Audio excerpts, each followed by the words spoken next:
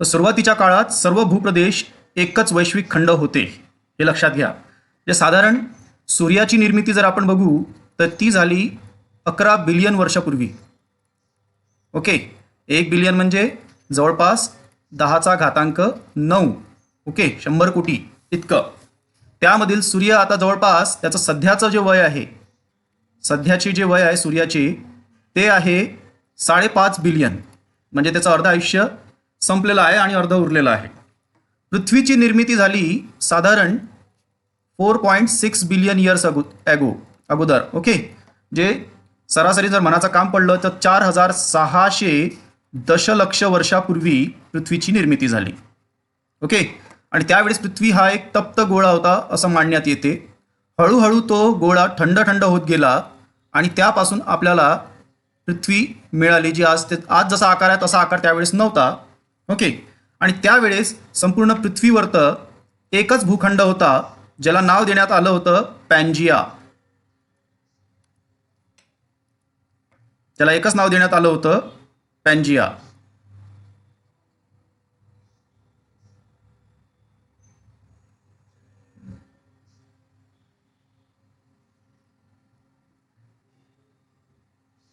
असं समजून चला की हा सलग लाल रंगामध्ये जो आहे त्याला नाव देण्यात आलं पॅन्जिया. ओके, आता हे भूखंड कसे तयार झाले तर पृथ्वीच्या गर्भातून जो तप्त लावा रस बाहेर आला आणि तो जसा जसा हळूहळू थंड होत गेला त्यामुळं हा पॅन्जिया निर्माण झाला. ओके, या पॅन्जियाच्या आजूबाजूला सगळं पाणी होतं आणि एक विशाल समुद्र होता ज्याला नाव देण्यात आलं पॅन्थाल्सा. ओके, हा पॅन्थाल्सा समुद्र होता. ठीक आहे. काही काळानंतर या पॅन्जियामध्ये पृथ्वीच्या अंतर्गत हालचालींमुळे रिफ्ट तयार झाली, एक दरी तयार झाली अशा प्रकारे पूर्वेकडून पश्चिमेकडे. ओके, आणि त्यामुळे हे भूखंड 2 भागात विभागले गेले. जो उत्तरेकडे होता त्याला नाव देण्यात आलं लॉरेशिया.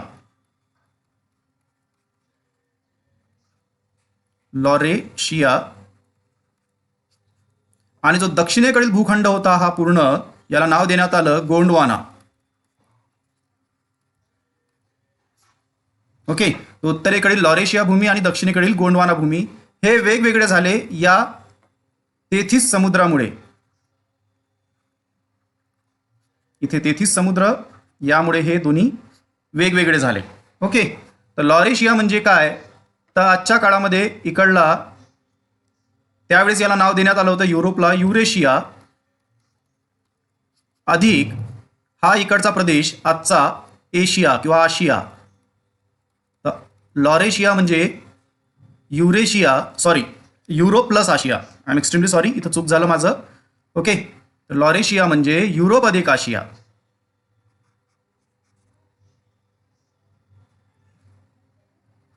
युरोप अधिक आशिया. ओके, या लॉरेशियालाच दुसरं नाव आहे युरेशिया. हे दोन्ही एकच आहे, फक्त नाव अलग अलग दिलेलं आहे. ओके, आणि या ठिकाणी याच्यासोबत उत्तर अमेरिकाही जुळलेला होता.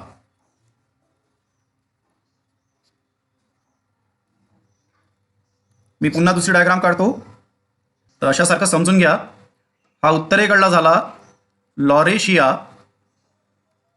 ठीक आहे, लॉरेशिया म्हटलं की त्याच्यामध्ये येतं युरेशिया अधिक उत्तर अमेरिका, आणि युरेशिया म्हटलं की यामध्ये येतो युरोप अधिक आशिया. तर हा जो भाग आहे हा आहे युरेशिया, युरोप अधिक आशिया. हा जो भाग आहे हा आहे उत्तर अमेरिका, आणि हा मधला जो दिसतो हा आहे ग्रीनलँड बेट. ग्रीनलँड व त्याच्या आजूबाजूचे बाकीचे बेट. तेच जर आपण दक्षिणेकडची गोष्ट करू तर याला आपण नाव दिलेलं आहे, म्हणजे आपण म्हटल्यापेक्षा ज्यांनी हा सिद्धांत मांडला याला खंडवहनाचा सिद्धांत म्हणतात. भूखंड वहनाचा सिद्धांत. डाव्या वर्गाच्या पुस्तकात दिला आहे, थोडं याच्यातून जा आणि बघून घ्याल तुम्ही का कशा प्रकारेचा हा मांडलेला आहे. ओके, तर हा दक्षिणेकडचा जो आहे याला नाव देण्यात आलेलं होतं गोंडवाना. या संपूर्ण याला नाव देण्यात आलं होतं गोंडवाना भूमी. ओके, तर हा गोंडवाना दक्षिणेकडील याच्यामध्ये कशा कशाचा समावेश होतो तर हा साऊथ अमेरिका, ज्याला आपण दक्षिण अमेरिका म्हणतो. तदनंतर हा ऑस्ट्रेलिया,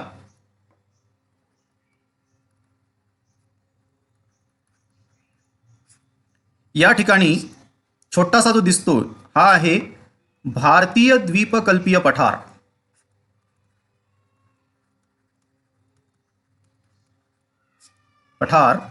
आणि हा आहे आफ्रिका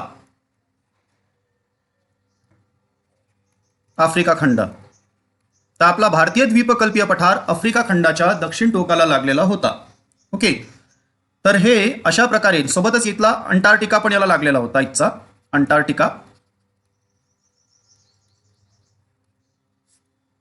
ओके, तर अशा प्रकारे गोंडवाना भूमीची निर्मिती किंवा गोंडवाना गट असा तयार झाला. ओके, कालांतराने हा गोंडवाना गट जो आहे, ही जी भूमी आहे ही हळूहळू वेगळी व्हायला लागली. हे एकमेकांपासून वेगळे व्हायला लागले. यातला जो हा दक्षिण अमेरिका आहे हा पश्चिम दिशेला जायला लागला. आफ्रिका तटस्थ होता. ऑस्ट्रेलिया पूर्व दिशेला जायला लागला. आता याच्यासाठी जे रिझन दिलेले होते ते असं की समुद्राचे प्रवाह किंवा गुरुत्वाकर्षण याच्यामुळं, की गुरुत्वाकर्षण खूप वाढलं होतं याच्यामुळं हे याचे टीकेचे भाग आहे. या सिद्धांतामधले हे टीकेचे भाग आहे. आणि हा भारतीय द्वीपकल्पीय पठार जो आहे हा उत्तरेकडे अग्रसर व्हायला लागला. ओके, आणि अशा प्रकारे या ठिकाणी उपस्थित असलेली जी 33 समुद्र होता ते 33 समुद्र हजर आहे, हे लक्षात घ्या. या ठिकाणी 33 समुद्र हजर आहे.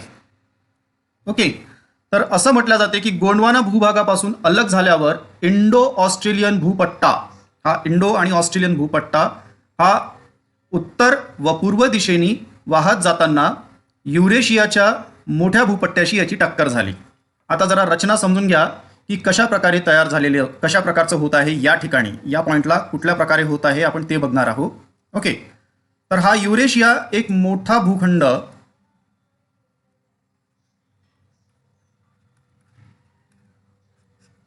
आणि त्याला लागून जो हा आहे हा भारतीय द्वीपकल्पीय पठार.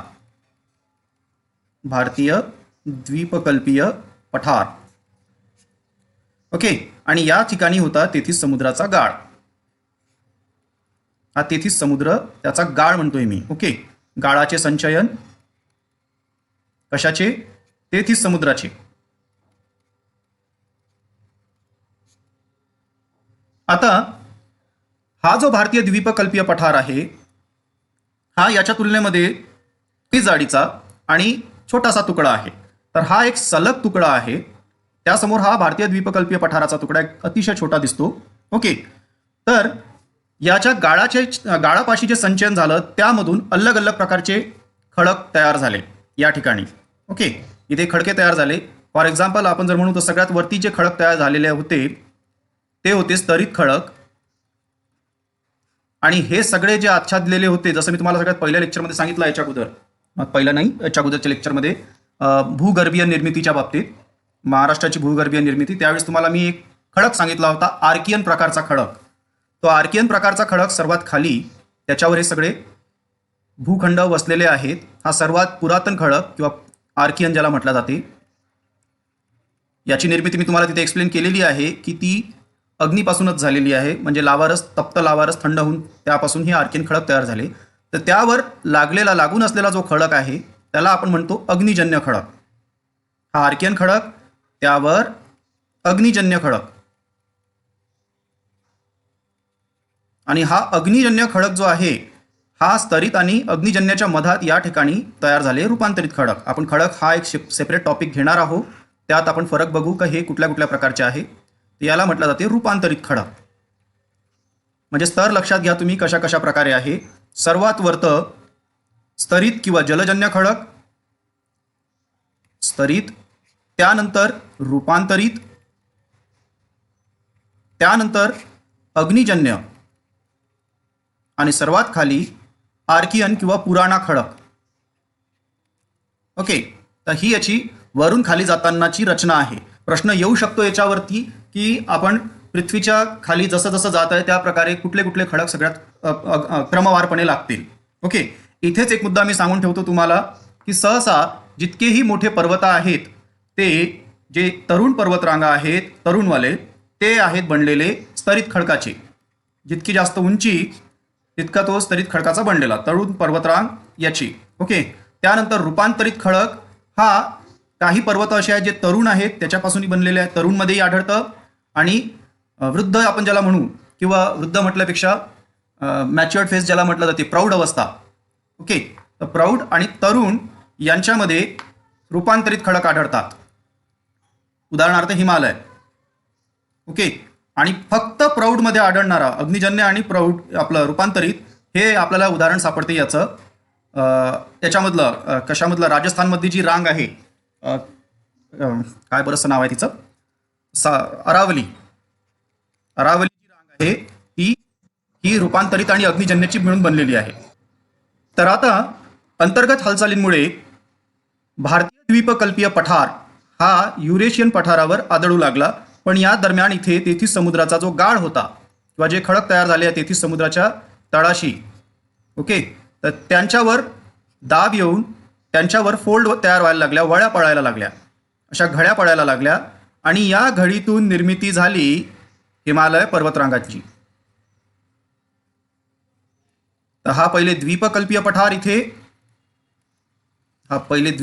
पठार भारताचा हा इकडे आला आणि याच्यातून निर्मिती झाली. नंतर या दोघांच्या संयोगाने निर्मिती झाली हिमालयाची.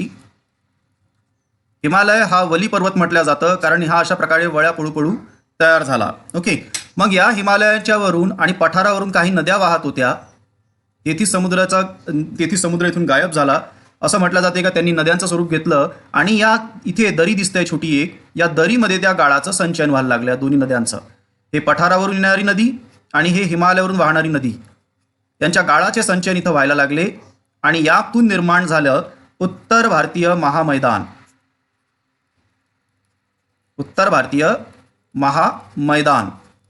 ओके. आणि जेव्हा द्वीपकल्पीय पठार हा आफ्रिकेच्या दक्षिण टोकापासून उत्तरेकडे प्रवास करत होता त्याच वेळेस किनारपट्टीचा प्रदेशही तयार झाला. म्हणजे कोकण किनारपट्टी म्हणा किंवा पश्चिम किनारपट्टी आणि पूर्व किनारपट्टी याची निर्मिती त्यासोबतच होत होती साईड बाय साईड. तर अशा प्रकारे आपण जेव्हा भारताच्या प्राकृतिक तऱ्हेने याचं आपण विभाजन करतो तेव्हा याचे महत्त्वाचे 5 भाग पडतात. जसं सर्वात उत्तरेकडील हिमालयन पर्वतरांग हा इकडला सगळ्यात उत्तरेकडील हिमालय पर्वतरांग इकडे असणारा, ओके, ज्याला नदन माउंटेन किंवा ग्रेटर माउंटेन असं सुद्धा म्हटलं जाते, हिमालय पर्वत. त्यानंतरचा भाग येतो उत्तर भारतीय महामैदान. ओके. हे जे मी इथं दाखवलेलं आहे उत्तर भारतीय महामैदान या ठिकाणी हा प्रदेश. त्यानंतर तिसरं जे येतं ते येतं द्वीपकल्पीय पठार, जो हा पूर्ण भाग आहे. ओके. याला म्हटलं जातं द्वीपकल्पीय पठार. आणि चौथा जो भाग आहे तो आहे किनारी मैदानी प्रदेश, पश्चिम किनारपट्टी आणि पूर्व किनारी मैदान अशा प्रकारे. आणि शेवटचा जो आहे तो आहे बेटे, अंदमान निकोबार बेट आणि लक्षद्वीप बेट. तर अशासारखं प्राकृतिक भारताचे 5 भाग पडतात. ओके. 1 हिमालय, 2 उत्तर भारतीय महामैदान, 3 द्वीपकल्पीय पठार, 4 किनारी मैदानी प्रदेश आणि 5वं बेटे.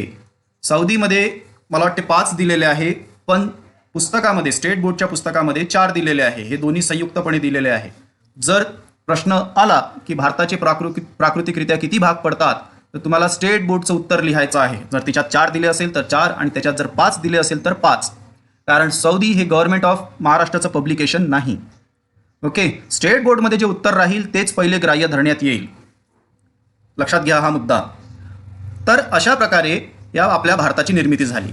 आता त्यात आपला महाराष्ट्र कुठे येतो तर महाराष्ट्र येतो आपला ह्या द्वीपकल्पीय पठारावरतं. ओके. या ठिकाणी आपला महाराष्ट्र. आता तुमच्या वाचण्यामध्ये काही शब्द जातात. उदाहरणार्थ द्वीपकल्पीय पठार हा शब्द जातो. तर मी तुमच्या समोर जो हा मोठा नकाशा काढलेला आहे, इथून गुजरातपासून सुरू झालेला आहे आणि पश्चिम बंगालपर्यंत गेलेला आहे, हा ॲक्च्युअलमध्ये आहे द्वीपकल्पीय पठार. मात्र त्याच्यातही कसं की जो भाग पश्चिम घाटाच्या आतमधला घटक आहे, जो भाग आतमध्ये आहे पश्चिम घाटाच्या आतमध्ये, पश्चिम आणि हे पूर्व घाट, ओके, हे पूर्व घाट, हे पश्चिम घाट, याच्या आतमध्ये, आणि इकडे हे अरावली, याच्या उत्तरेला उत्तर भारतीय महामैदान, हे उत्तर भारतीय महामैदान. तर यातला हा जो भाग आहे, पश्चिम घाट, पूर्व घाट, अरावली आणि उत्तर भारतीय महामैदानाच्या अंतर्गत येणारा, हा झाला द्वीपकल्पीय पठार. त्यानंतर दुसरा आपण शब्द ऐकतो दख्खन पठार. ओके, दुसरा आपण शब्द ऐकतो दख्खन पठार. दख्खन पठार म्हणजेच महाराष्ट्राचा पठार होते असं नाही. दख्खन पठार म्हणजे हा महाराष्ट्र, नंतर इकडला कर्नाटका, त्यानंतर इकडला तेलंगणा, हे मिळून तयार होते दख्खन पठार. दख्खन पठार इज इक्वल टू, जर मी म्हणतो तर महाराष्ट्र पठार अधिक तेलंगणा पठार अधिक कर्नाटकातील पठार आणि थोडाफार भाग येतो तमिळनाडूच्या उत्तरेकडला. ओके, म्हणजे इन शॉर्ट म्हणायचं झालं तर इथे सातपुडा आहे आणि सातपुड्याच्या वर इथं विंध्या आहे. तर विंध्याच्या खालोखाल जो भाग येतोय, विंध्या पर्वतरांगाच्या खालोखाल महाराष्ट्र पठार, हा महाराष्ट्र पठार, नंतर कर्नाटका पठार आणि तेलंगणा पठार, हे मिळून तयार होत आहे आपलं दख्खन पठार. ओके, आणि जेव्हा आपण शब्द वापरतो महाराष्ट्र पठार, तर लक्षात घ्या महाराष्ट्र पठार किती छोटा शब्द दिसतोय इथं, हा वाला महाराष्ट्र पठार, हा दख्खन पठाराचा भाग आहे, तो हा भाग झाला महाराष्ट्र पठार. तर आता लक्षात घ्या, सर्वात मोठा द्वीपकल्पीय पठार, द्वीपकल्पीय पठार, त्यामध्ये समाविष्ट आहे दख्खन पठार आणि त्यामध्ये समाविष्ट आहे महाराष्ट्र पठार. आणि महाराष्ट्रातील इतर छोटे मोठे पठार मी याच्या अगोदर घेतलेलेच आहे, नसेल घेतले तर यूट्यूबवर जाऊन चेक करा महाराष्ट्रातील पठार. ओके, काही नवीन घटक ॲड केलेले आहेत मी त्याच्यामध्ये, जे मी याच्या अगोदर कुठल्या बॅचला शिकवलेले नाहीत, तर तुम्ही त्याचा फायदा घेऊ शकता, तुम्हाला अपडेटेड इन्फॉर्मेशन मिळेल. तर महाराष्ट्र पठार हा, मी जर असं वाक्य म्हणतो की महाराष्ट्र पठार हा दख्खन पठाराचा भाग आहे, तर हे वाक्य सत्य आहे. ओके, आणि दख्खन पठार हे द्वीपकल्पीय पठाराचा भाग आहे, तर हे पण सत्य आहे. पण महाराष्ट्र पठार इज इक्वल टू, महाराष्ट्र पठार इज इक्वल टू दख्खन पठार, हे सत्य नाही, हे अर्धसत्य आहे. कारण दख्खन पठार इतके जण मिळून बनलेला आहे. ओके, तर महाराष्ट्र पठार म्हणजेच दख्खन पठार होते असं नाही. तसंच दख्खन पठार म्हणजेच द्वीपकल्पीय पठार, हे पण खरं नाही. याच्यावर प्रश्न येतो, हा कन्सेप्ट क्लिअर करून घ्या, हे पण खरे नाही. ओके, तर हा महत्वाचा भाग आहे. तर द्वीपकल्पीय पठार हा जो तयार झाला याच्यातला, हा मुख्यतः अग्निजन्य आणि रूपांतरित खडकांनी बनलेला आहे. हा बनलेला आहे अग्निजन्य व रूपांतरित. ओके, यावरून एक लक्षात येतं की जसं मी महाराष्ट्र पठार म्हणतो, तर हा सलग एका वेळेस तयार झालेला नाही. हा पठारांचं असं पॅच ऑफ पठार म्हणू आपण, का ठिगळ लागलेले आहेत अनेक पठारांचे. तसंच दख्खन पठारही एका वेळेस तयार झालेला नाही. कधी एक पठार तयार झाला, कधी दुसरा झाला, कधी कर्नाटक झाला, असं मिळून दख्खन पठार तयार झाला. तसंच द्वीपकल्पीय पठारही एका वेळेस तयार झालेला नाही. याच्यामध्ये सुद्धा अनेक पठारांची निर्मिती होऊन नंतर संयुक्तपणे द्वीपकल्पीय पठार तयार झाला. ओके, तर हा द्वीपकल्पीय पठार मुख्यतः अग्निजन्य व रूपांतरित खडकांनी बनलेला आहे. ओके, ज्याचे आणि याच पठारावरील सर्वाधिक जुने खडक म्हणजे अरावली पर्वतरांगाचे, मी द्वीपकल्पीय बाबतीत बोलत आहे, अरावली पर्वतरांगामधील पट्टिताश्म, म्हणजे हा पट्टिताश्म शब्द आहे, पट्टिताश्म खडक, ज्याला आपण म्हणू नीस, इंग्लिशमध्ये ज्याला म्हटलं जाईल नीस. ओके, व कणाश्म, मराठी शब्द आहे कणाश्म, ज्याला इंग्लिशमध्ये म्हटलं जाईल ग्रॅनाइट, यापासून बनलेला आहे. ओके, तर मोसमी नद्या, उंच उठाव, नंतर विच्छेदित भूभाग, नंतर प्रस्तरभंग असलेल्या संरचना, दंतूर किनारपट्टी, घड्या आणि तीव्र उताराचे कडे, हे पश्चिम किनारपट्टीचे महत्वाचे वैशिष्ट्य आहे. ओके, आता हे लक्षात घ्या की महाराष्ट्र पठार त्यातला कसा तयार झालेला आहे. तर महाराष्ट्र पठार हा तयार झालेला आहे भ्रंशमूलक उद्रेक होऊन. ओके, शॉर्टकटमध्ये फक्त एवढंच समजा की जसं लावा रसाचा उद्रेक होतो, तर एक असतो असा पहाडाच्या याच्यातून, पर्वताच्या याच्यातून असा विस्फोट होऊन तयार झालेला.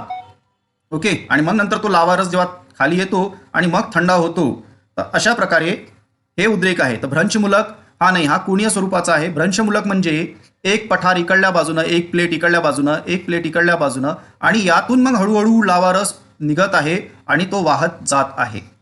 ओके. तर आपल्या महाराष्ट्रातील जे मुख्य नद्या आहेत जशी गोदावरी, कृष्णा, नंतर भीमा वगैरे, तर हे असं दिसून पडतंय की या सगळ्या नद्या ज्या आहेत या पूर्ववाहिनी आहेत. अशा अशा पूर्वेकडे चालल्या बंगालच्या उपसागरामध्ये.